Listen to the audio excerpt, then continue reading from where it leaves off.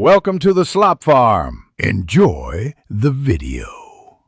You start by confirming your iPhone model and iOS version so you know which fixes apply. Back up your data now. If something goes wrong, you'll restore quickly. Once done, inspect the Home button area.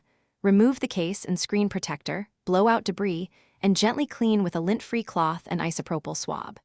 If it's unresponsive, try toggling Assistive Touch in settings right arrow accessibility to continue using the phone while you diagnose the hardware.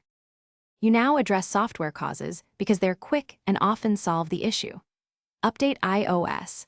If that fails, restore via recovery or DFU mode from a computer to eliminate firmware problems. Once restored, re-enable Assistive Touch and test Virtual Home functionality. If the physical button still misbehaves, perform repeated gentle presses to see if calibration improves responsiveness, and use diagnostic apps to check touch and click registers. Make sure to document any error messages or unusual behavior for the next step. You proceed to hardware repair only after software is ruled out. Open the phone with the right pentalobe and tri-point drivers if comfortable.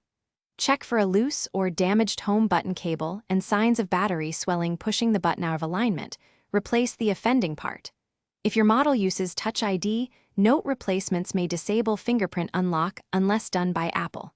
Once reassembled, test multiple times.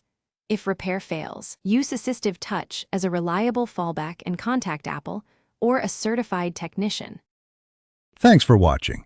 Consider subscribing if we helped you today.